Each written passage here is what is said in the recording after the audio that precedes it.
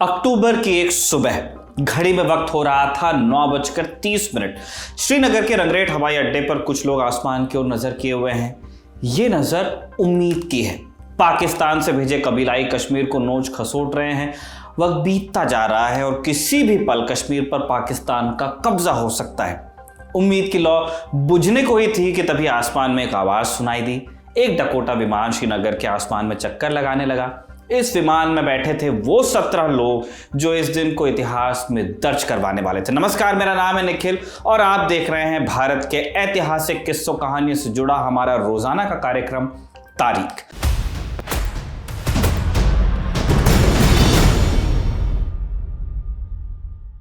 आज 27 अक्टूबर है।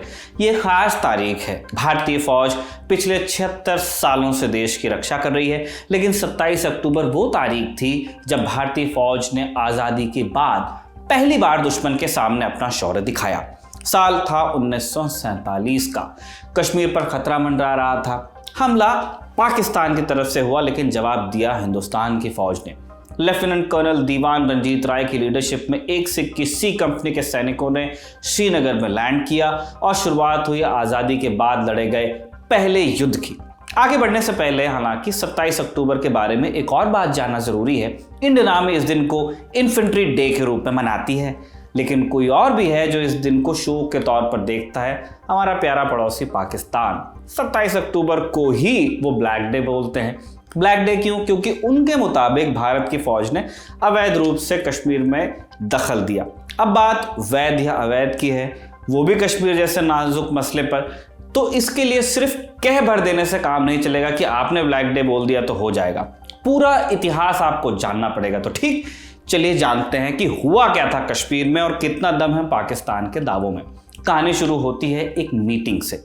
सितंबर 1947 लाहौर में एक सीक्रेट मीटिंग चल रही है। पाकिस्तान के प्राइम मिनिस्टर लियाकत खान अध्यक्ष थे उसके। इस मीटिंग के एजेंडा है कश्मीर के महाराजा हरि सिंह को कैसे फोर्स किया जाए कि वो पाकिस्तान में विलय को राजी हो जाए। इस समय तक हरि सिंह पाकिस्तान के साथ एक स्टैंड स्टिल एग्रीमेंट कर चुके थे और हिंदुस्तान से भी करना चाहते थे, लेकिन भारत तैयार नहीं हुआ। हरि सिंह चाहते थे कि ये न केन प्रकारेण किसी तरह उनकी रियासत अलग रहे, इंडिपेंडेंट। वो भारत या पाकिस्तान किसी में विलय चाहते नहीं थे, लेकिन ये प्रैक्टिकल नहीं था। भारत की तरफ से संयम बरता गया, लेकिन पाकिस्तान हर हाल में कश्मीर चाहता था। कारण बताने की खास जरूरत नहीं है, लेकिन एक दिलचस्प वाकया जरूर है। पाकिस्तान के गवर्नर जनरल बने मोहम्मद अली जिन्ना की तबीयत खराब थी उन दिनों। जिन्ना को टीबी की बीमारी थी। डॉक्टर साहब ने उनको सलाह दी कि साफ हवा के लिए छुट्टियों पर आपको जाना चाहिए। जिन्ना की पहली पसंद थी कश्मीर की, वहां से साफ हवा कहाँ की होगी, धरती पर जन्नत। जिन्ना मान बैठे थे कि कश्मीर तो अपना है और उन्होंने कर्नल को दौड़ाया। कर्नल कश्मीर गया, लौटा तो साथ में हरि सिंह का जवाब लेकर आया कि जिन्ना को कश्मीर में घुसने की इजाजत नहीं है। इस जवाब से जिन्ना झल्ला उठे। कश्मीर अब उन्हें किसी भी हालत में चाहिए था। लियाकत अली ने मीटिंग में विचार दिया कि हमला करना चाहिए। फिर किसी ने समझाया कि भाई साहब, आपकी सैन्य ताकत इतनी नहीं है कि अभी आप मुकाबला कर सकें भारत का। फिर लियाकत अली ने अपनी दूसरी चाल चली कि कबीलाइयों को भेज दो। लैरी कॉलिंस और डोमिनिक लपियर अपनी किताब फ्रीडम एट मिडनाइट में लिखते हैं, लियाकत अली का प्लान था कि कबीलाई कश्मीर में खूब हंगामा मचाएंगे, जिससे हरि सिंह घबराकर पाकिस्तान से मदद मांगने को मजबूर हो जाएंगे। इस पूरे प्लान को एक खास नाम दिया गया था, ऑपरेशन गुलमर्ग। तारीख तय हुई 22 अक्टूबर। अब यहां पर एक बात नोट करने वाली है कि इस समय भारत और पाकिस्तान दोनों सेनाओं के commander in chiefs British officers थे। पाकिस्तान की तरफ से जनरल फ्रैंक मैसेवी और भारत की तरफ से जनरल रॉब लॉकहार्ट। दोनों अंग्रेज थे ये। लिहाजा मोहम्मद अली जिन्ना को डर था कि ये बात लॉकहार्ट तक न पहुंच जाए कि ये प्लानिंग हो रही है, इसलिए उन्होंने मैसेवी को लंदन भेज दिया। मैसेवी जब लंदन से लौटे, बीच में दिल्ली में रुके और माउंटबैटन से मिले भी। अब तक कबीलाइयों का हमला शुरू हो चुका था। माउंटबैटन ने मैसेवी से दो टूक पूछ लिया कि क्या तुमने या तुम्हारी फौज ने कबीलाइयों को मदद दी। मैसेवी ने जवाब दिया नहीं, लेकिन फिर कुछ दिन बाद पता चला कि वो पाकिस्तान को युद्ध के लिए हथियार खरीदने में मदद कर रहे थे। इधर भारत में किसी को खबर नहीं थी कि पाकिस्तान क्या तैयारी कर रहा है। इकबाल मल्होत्रा अपनी किताब कश्मीर अनटोल्ड स्टोरी डिक्लासिफाइड में बताते हैं, ऑपरेशन गुलमर्ग का प्लान एक भारतीय ऑफिसर मेजर ओमकार सिंह के हाथ लग गया था। ओमकार को नजरबंद कर दिया गया, लेकिन वो भागने में सफल रहे और भारत पहुंचे भी। उन्होंने अपने उच्च अधिकारियों को ऑपरेशन गुलमर्ग का मसौदा बताया कि साहब ऐसा ऐसा प्लानिंग चल रही है, जिसके अनुसार कबीलाइयों के 20 लश्कर तैयार किए गए थे और हर लश्कर में 1000 लड़ाके थे, बटालियन साइज्ड 20 बटालियन वो लोग बात कर रहे थे। ये लश्कर बन्नू, पेशावर और कोहाट से एबटाबाद पहुंचने वाले थे। हमले का प्लान दो तरफा था। 10 लश्कर मुजफ्फराबाद से कश्मीर में दाखिल होते, वहीं बाकी 10 पूंछ पहुंचते। पूंछ में महाराजा की फौज के कुछ सिपाही बगावत कर चुके थे, उनके साथ मिलकर ये सब श्रीनगर और फिर जम्मू पर हमला बोल देते। ऑपरेशन गुलमर्ग की शुरुआत 22 अक्टूबर को हुई। कबीलाइयों ने सबसे पहले उस पावर हाउस को उड़ाया जो श्रीनगर में बिजली पहुंचाता था। महाराजा हरि सिंह के महल की बिजली गई तो उन्हें हिंदुस्तान की याद आई। भारत ने अब तक कश्मीर में सीधा दखल दिया नहीं था, बातचीत चल रही थी बस। कश्मीर पर भारत का रुख क्या था, इसे ठीक ठीक समझने के लिए हमें कुछ और बातें समझनी होंगी। इसके लिए एक दूसरी रियासत जूनागढ़ के पहलू को समझना बहुत जरूरी है। जूनागढ़ ने भारत में विलय स्वीकार नहीं किया था, कम से कम उनके निजाम ने तो नहीं किया था। जूनागढ़ के एक दीवान हुआ करते थे शाहनवाज भुट्टो, जो जिन्ना के बहुत करीब थे। जिन्ना की 2 नेशन थ्योरी के हिसाब से जूनागढ़ को हिंदुस्तान में ही मिलना चाहिए, क्योंकि आबादी में 80% लोग हिंदू थे। मगर जिन्ना ने खेल किया। उन्होंने भुट्टो को सलाह दी कि बंटवारे की तारीख तक आप चुपचाप रहिए। भुट्टो ने ऐसा ही किया भी। जैसे ही 15 अगस्त की तारीख आई, भुट्टो ने ऐलान किया कि जूनागढ़ पाकिस्तान के साथ जा रहा है। सरदार वल्लभ भाई पटेल हिंदुस्तान के गृह मंत्री थे। शुरू में उन्होंने भुट्टो के ऐलान को ज्यादा महत्व नहीं दिया कि बोलने दो, क्योंकि उन्हें लग रहा था कि जूनागढ़ के इस फैसले को पाकिस्तान मानेगा नहीं, क्योंकि समझ तो आपसी यही थी कि पॉपुलेशन के हिसाब से चलेंगे। मगर ऐसा हुआ नहीं। 13 सितंबर 1947 को एक टेलीग्राम भेजकर पाकिस्तान ने ऐलान कर दिया कि वो जूनागढ़ के फैसले को मंजूर करते हैं। शायद इसके पीछे जिन्ना की एक प्लानिंग ये थी कि भारत ऐतराज जताए, कहे कि राजा नहीं, उसकी आबादी फैसला करेगी कि उसे भारत के साथ जाना है या पाकिस्तान के साथ। अगर भारत ये तर्क देता तो जिन्ना इसका इस्तेमाल कश्मीर हासिल करने में कर लेते, क्योंकि उन्हें लगता था कि कश्मीर की बहुसंख्यक मुस्लिम आबादी पाकिस्तान के साथ आना चाहिए। कम से कम उनके दिमाग में ये चीज ऐसी थी। इस बीच 30 सितंबर को नेहरू ने पाकिस्तान के पहले प्रधानमंत्री लियाकत अली खान से कहा कि भारत को जूनागढ़ के नवाब द्वारा लिए गए फैसले पर आपत्ति है। साथ में नेहरू ने यह भी कहा कि अगर ऐसी पसोपेश में फैसला होना ही है तो चुनाव या जनमत संग्रह जैसा कुछ अपने को करना चाहिए। नेहरू की इस बात पर माउंटबेटन ने कहा कि अगर जरूरत पड़ी तो बाकी रियासतों के मामले में भी यही रुख अपनाया जाएगा। पटेल ने पाकिस्तान को काफी टाइम दिया कि या तो वो जूनागढ़ को मिलाने का अपना फैसला बदल लें या फिर जनमत संग्रह के लिए वो राजी हो जाएं। पाकिस्तान दोनों में राजी नहीं हुआ। काफी इंतजार करने के बाद पटेल ने फौज भेजी, जूनागढ़ को हिंदुस्तान में मिलाया। नवाब अपना खजाना अपने कुत्तों और परिवार समेत पाकिस्तान चले गए।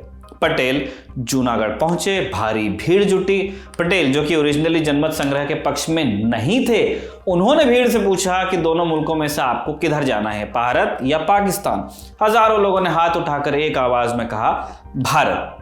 इसके बाद 20 फरवरी 1948 को वहां एक आधिकारिक जनमत संग्रह हुआ। 2,01,457 रजिस्टर्ड वोटर्स में से सिर्फ 91 ने पाकिस्तान के साथ जाने को वोट दिया। ये बात हम आपको इसलिए बता रहे हैं कि आप समझ सकें कि कश्मीर में जनमत संग्रह की बात एकाएक नहीं उठी थी। इसका एक जरूरी संदर्भ था, प्रसंग था। पाकिस्तान ने जूनागढ़ में जो चालाकी दिखाई, उसकी वजह से कश्मीर को लेकर पटेल हो गए सख्त कि अब ऐसे नहीं चलेगा। मुस्लिम नवाब के फैसले पर हिंदू आबादी वाली रियासत को मिलाने के लिए पाकिस्तान राजी हुआ था, तो फिर कश्मीर में हिंदू राजा के कहने पर मुस्लिम मेजॉरिटी वाली आबादी को खुद में मिलाने से भारत को क्यों एतराज होना चाहिए। पटेल ने मन बना लिया कि पाकिस्तान अपनी सहूलियत देखकर पॉलिसी तय नहीं कर सकता। आपको गेम खेलना है, आप एक ही रूल तय कीजिए और उसके हिसाब से खेलिए, बार बार आप रूल्स नहीं चेंज करेंगे। इसलिए पटेल ने तय किया कि वो इसमें नहीं मानेंगे कि पाकिस्तान जूनागढ़ में राजा की बात को तवज्जो दे और कश्मीर में लोगों की इच्छा की बात करने लगे। ये दोनों चीजें एक साथ नहीं चल सकती थी बकौल पटेल। लमसम बात यह थी कि भारत इस मुद्दे पर ढुलमुल रवैया नहीं अपना सकता था। अब देखिए कश्मीर में घटनाक्रम कैसे आगे बढ़ा। 22 अक्टूबर 1947 200 से 300 लॉरीज में भरकर आए पाकिस्तानी कबीलाइयों ने, जिनको पाक आर्मी ने बाय द वे सपोर्ट दिया था लॉजिस्टिक्स में, उन्होंने जम्मू कश्मीर पर हमला किया। पाकिस्तान आधिकारिक रूप से कहता रहा कि ये घुसपैठी, ये कबीलाई नहीं, आजादी के लड़ाके थे, लेकिन असलियत कुछ और थी। वाकया सुनिए आप। 23 साल का एक लड़का नाम साईं रब खयात खान एक ट्रक के पीछे ही बैठा हुआ था, अपनी मूंछों को ताव दे रहा है, आंखें खुली हैं, लेकिन सपना चल रहा है दिमाग में कि कैसा हो अगर जब कल सुबह महाराजा उठे तो उनके सामने खाने की प्लेट लेकर मैं खड़ा हूं। रब खयात खान पाकिस्तान की फौज का एक रेगुलर सिपाही था, लेकिन कश्मीर में दाखिल होते हुए वो कबीलाई लड़ाकों का लीडर बना हुआ था। मुजफ्फराबाद चौकी पर कब्जे के बाद जब ये लोग आगे बढ़े, आगे 135 किलोमीटर का रास्ता, लेकिन सिर्फ बारामूला पहुंचते पहुंचते उन्हें 40 घंटे लग गए। क्यों? क्योंकि कबीलाई रास्ते में हर जगह रुककर पहले भरपूर लूट पाट मचाते थे, रैंसैक करते थे, फिर आगे जाते थे। फ्रीडम एट मिडनाइट में दर्ज इस ब्यौरे के अनुसार पाकिस्तानी सैनिकों ने उन्हें समझाने की खूब कोशिश की। साहिर अब ने तो बाद में ये भी बताया कि वो कबीलाइयों के लबादे पकड़कर उन्हें रोकने की कोशिश भी कर रहे थे, लेकिन कबीलाई तब तक नहीं रुके जब तक सब बर्बाद नहीं कर दिया। बारामूला में उन्होंने वो उत्पात मचाया कि इंसानियत शर्मसार हो जाए। बारामूला में एक गिरजाघर और अस्पताल था। चर्च में रहने वाली 14 नन्स का घुसपैठियों ने रेप किया और अस्पताल में भर्ती मरीजों का कत्ल किया। पूरे शहर में आग लगाई, यहां तक कि औरतों और बच्चों को किडनैप कर पाकिस्तान भेज दिया गया। जिन्ना का एक बड़ा दावा था कश्मीर की बहुसंख्यक मुस्लिम जनता पाकिस्तान के समर्थक होगी, थेरी थी उनकी। बस एक दो उदाहरण आपको बता देते हैं कि इसमें दम कितना था। बारामूला का एक नौजवान था मकबूल शेरवानी। कबीलाइयों ने उससे श्रीनगर का रास्ता पूछा। शेरवानी ने उन्हें श्रीनगर के बजाय एक दूसरे ही रास्ते पर वो ले गए और 2 दिन तक उनको घुमाया। 35 किलोमीटर दूर संभल में पाकिस्तानी ट्राइबल फोर्सेस को इसका एहसास हुआ तो शेरवानी को वापस बारामूला लेके आए कि लड़का भटका रहा है, और 14 गोलियां मारकर उसे खंबे से लटका दिया ताकि लोकल जनता में दहशत बने। ये लड़का नेशनल कॉन्फ्रेंस का मेंबर था, जो कश्मीर का सबसे बड़ा राजनीतिक दल था। उसके लीडर शेख अब्दुल्ला महाराजा हरि सिंह के धुर विरोधी थे, लेकिन फिर भी कबीलाइयों के हमले के वक्त उन्होंने भारत का पक्ष लिया।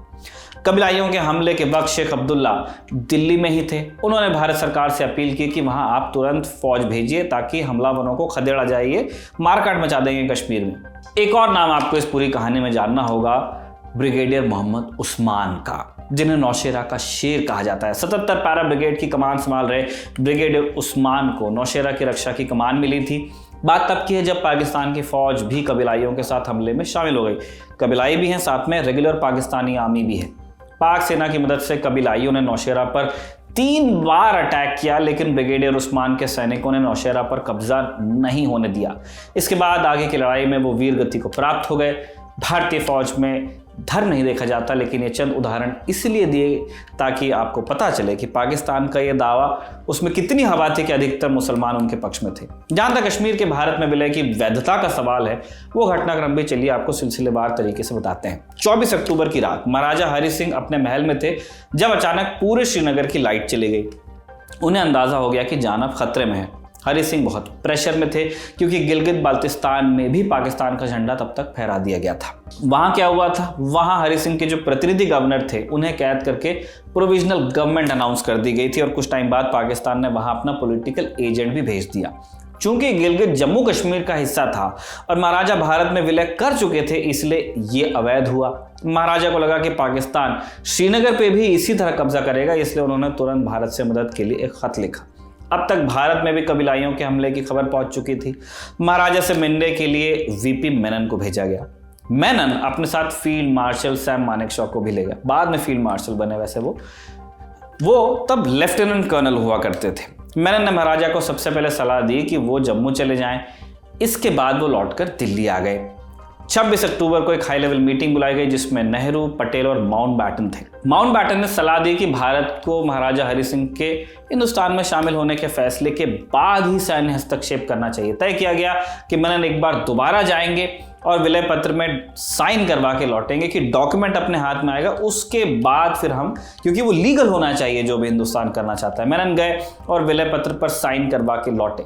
अब यहाँ पाकिस्तान हमेशा से ये क्लेम करता रहा कि विलय पत्र 26 अक्टूबर को नहीं 27 अक्टूबर को साइन हुआ था। एक दूसरा दावा यह कि हरि सिंह ने दबाव में हस्ताक्षर किए कि कोई प्रेशर दे रहा था उन पे।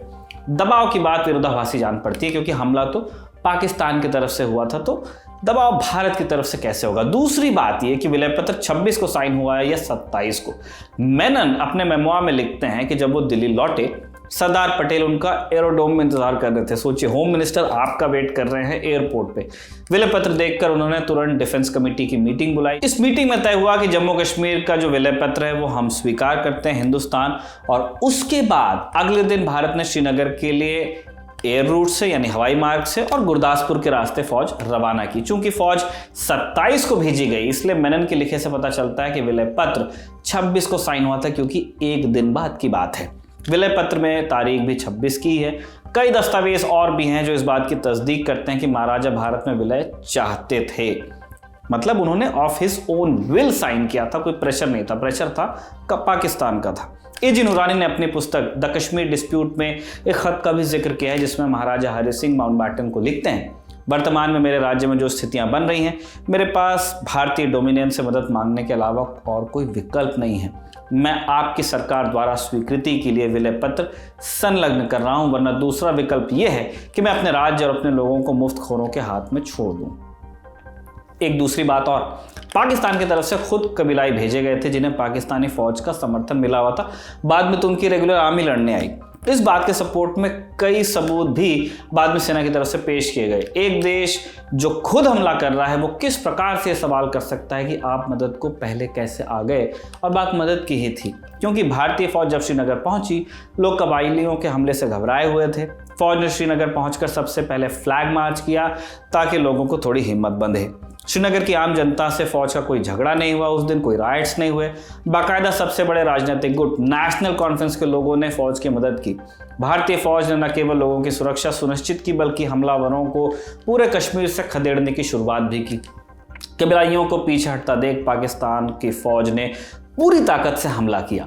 युद्ध की शुरुआत हुई। जवाबी कार्रवाई में भारतीय फौज ने एक एक कर पाकिस्तान के कब्जे से इलाकों को खाली करना भी शुरू कर दिया। एक बड़ा सवाल यह कि सब में यूएन की एंट्री कैसे हुई? यूएन में भारत खुद गया था, जो इस बात की गवाही है कि यहां से कोशिश शांति की हुई। हम पीस के लिए बात कर रहे थे। कश्मीर संघर्ष के बीच नवंबर 1947 में माउंटबेटन जिन्ना से बात करने पाकिस्तान गए। जिन्ना ने कहा कि दोनों पक्ष एक साथ पीछे हटें। माउंटबेटन ने पूछा कि यह कबीलाई हमलावरों की गारंटी पाकिस्तान कैसे दे रहा है कि दोनों पक्ष पीछे हट जाएंगे? आप तो कह रहे हो कि रेगुलर फौज है ही नहीं। इस पर जिन्ना ने कहा कि अगर भारत पीछे हटेगा तो मैं भी उन्हें पीछे हटवा दूंगा। इससे साफ जाहिर होता था कि पाकिस्तान ने ही हमला करवाया था। माउंटबेटन ने कहा कि जम्मू कश्मीर में जनमत संग्रह से फैसला होगा। जिन्ना ने आपत्ति जताई, कहा कि भारतीय सेना की मौजूदगी और शेख अब्दुल्ला के सत्ता में रहते रियासत के लोग पाकिस्तान के पक्ष में वोट डालने से डरेंगे। बातचीत बिना रिजल्ट के रही बेनतीजा। 2 नवंबर को नेहरू ने अपने भाषण में कहा कि कश्मीर में जो हुआ वो हमलावरों के खिलाफ आम कश्मीरियों का संघर्ष है। इसी भाषण में नेहरू ने कहा कि हालत सामान्य हो जाने के बाद वो यूएन की देखरेख में जनमत संग्रह कराए जाने के लिए तैयार हैं कि जो भी विल ऑफ द पीपल होगी उसका सम्मान होगा। उधर कश्मीर में भारतीय सेना हमलावरों को पीछे धकेलती जा रही थी।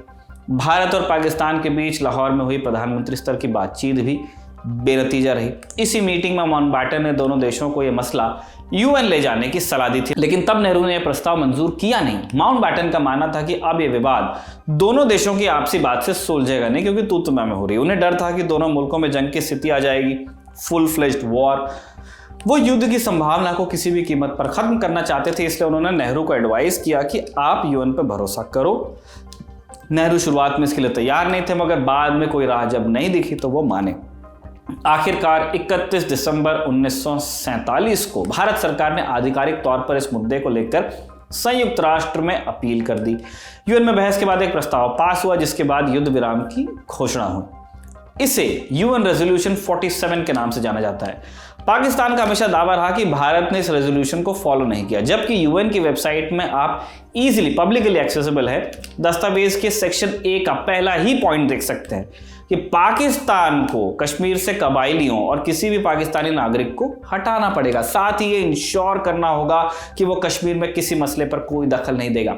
इसके बाद 3 नंबर से आगे के पॉइंट्स पे भारत के लिए रिकमेंडेशन है, मसलन भारत धीरे धीरे अपनी फौज कम करे और फिर वहां जनमत संग्रह कराए।